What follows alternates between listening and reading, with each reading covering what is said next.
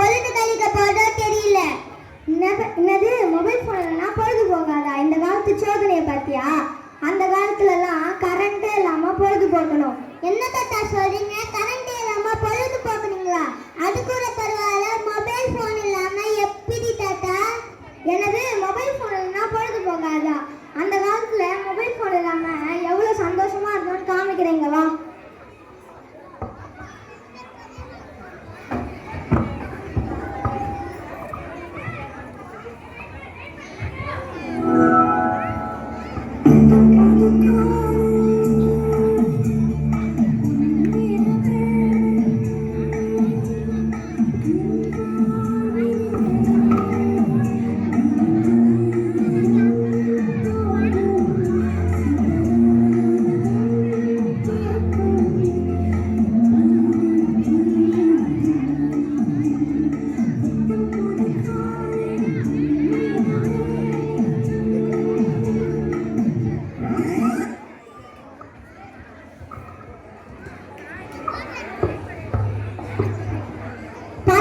அந்த காலத்துல எவ்வளவு சந்தோஷமா இருந்திருக்கோன்ட்டு. இந்த காலத்துல நீங்க என்ன பண்ணிட்டு இருக்கீங்கன்னு தெரியுமா? நாங்க இந்த காலத்துல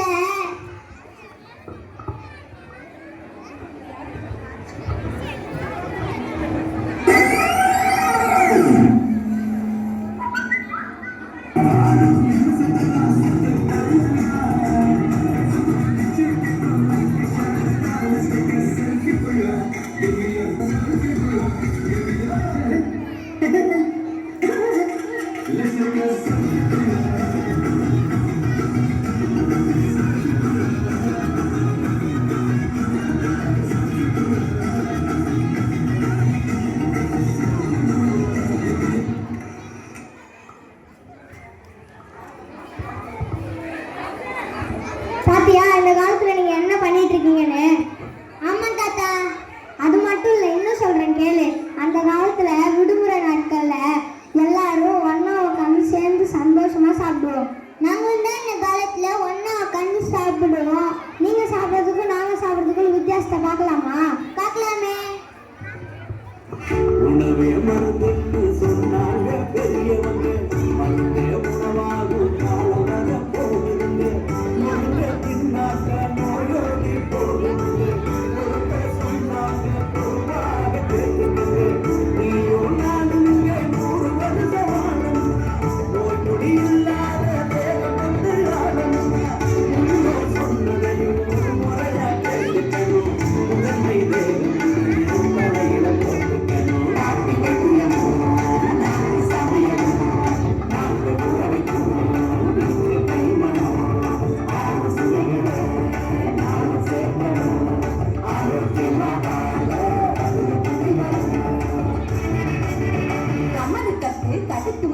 கடிச்சு திங்க கடலை முட்டாய், வாய் மணக்கும் சுருண்டை முட்டாய், வலிந்து வரும் தேன் முட்டாய், இழந்த பழம், கொடுக்கா புளி, உப்பு போட்ட ஒட்டு மாங்க, கலாக்காய், கொய்யாக்காய், கட்டி விட்டோம், பனங்கிழங்கு, பொட்டு கடலை, பொறி உருண்டை, வாங்கி தின்னு பாரு, பாலுங்கால 100 100.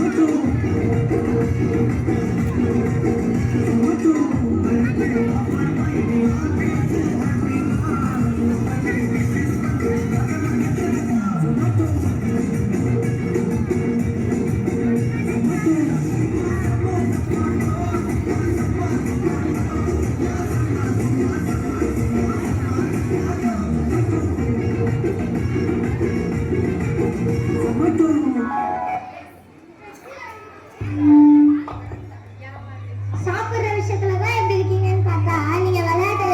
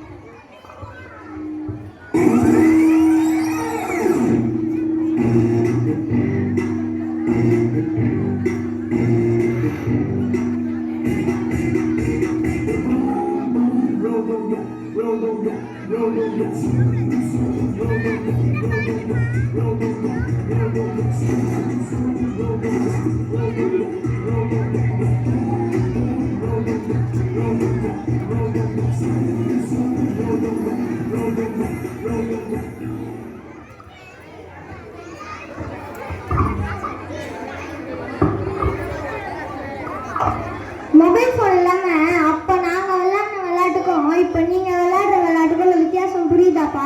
தாத்தா, இந்த விளையாட்டை பார்க்க எனக்கு ஆசையா தான் இருக்கு.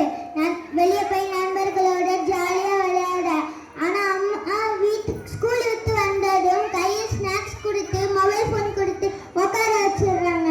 அதையும் மீறி நான் வெளியே போனா அங்க போயிடுவேன் இங்க போயிடுவேன் ஏதாவது சொல்லி கதவு பூத்திடுறாங்க. இது விளையாட்டு சம்மந்தப்பட்டது மட்டும் இல்லை, நிறைய ஆரோக்கிய சம்மந்தப்பட்டதும் இருக்கு. நம்ம வெளியே போய் விளையாடுறப்ப தான் நம்ம உடல் ஆரோக்கியமா இருக்கும். இந்த ஃபோன் வந்ததுலேருந்து உடல் ஆரோக்கியம் மட்டுமா போச்சு, ஒரு மனிதனுக்குரிய மனித மனமே இல்லாம கொண்டு போய் விட்டுருக்கு இந்த ஃபோன். அப்படின்னா மனிதாபிமானமே இல்லைன்னு எதை வச்சு தாத்தா சொல்றீங்க? இதோ பாரு மனிதாபிமானத்தை.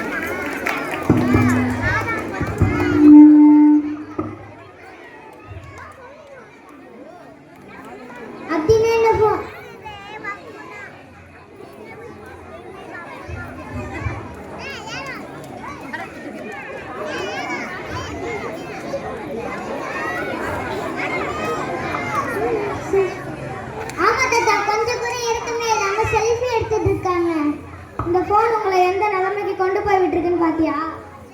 அப்படின்னா இந்த ஃபோன்ல எந்த யூஸும் இல்லைன்னு சொல்ல வரீங்களா தாத்தா? மொபைல் ஃபோன்ல எந்த யூஸும் இல்லைன்னு சொல்ல வரலப்பா. ஒரு 5 நிமிடம் உட்காந்து யோசிச்சு பாரு. 3-4 வருஷத்துக்கு முன்னாடி கொரோனாவால பள்ளிக்கூடமே மொபைல் ஃபோன்ல தான் நடந்துச்சு. அது நல்ல விஷயம். அதை விட்டுட்டு WhatsApp, Facebook, Twitter, Instagram, social மீடியாவுக்கு போய் நேரத்தை கழிக்கக்கூடாது. அது மட்டும் இல்லை, பப்ஜி, ஃப்ரீ ஃபயர்னு கேம்ஸ் விளையாடி நேரத்தை பொழுது கழிக்கக்கூடாது. அந்த நேரத்தை வீணடிக்கிற இந்த ஃபோனை இனிமேல் அனாவசியமாக யூஸ் பண்ண மாட்டேன். என்ன ஃப்ரெண்ட்ஸ், எங்கள் தாத்தா சொன்னதை கேட்டு நான் மாறிட்டேன். நீங்கள் எப்போ மாறிட்டீங்க?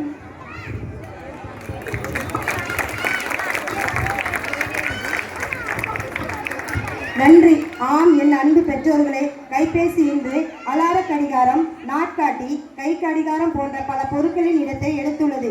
கைபேசி நாகரிக உலகத்தின் நவரச நாயகனே, மனிதனை உனக்கு அடிமையாக்கி அவனை ஆளும் வசீகரனே. உன்னால் தூக்கம் துளைக்கப்படுகிறது. நீ ஒரு வித்தியாசமானவன். உன்னை கையாள தெரிந்தவனிடம் வாழ்க்கை வரம், தெரியாதவர்களின் வாழ்க்கை மூழ்கடித்துக் கொண்டிருக்கும் ஆழ்கடல். ஒரு நாள் மீள நினைக்கும் போது புதைந்து போய் இருப்பாய். கவனம், கவனம், கவனம். நன்றி, வணக்கம்.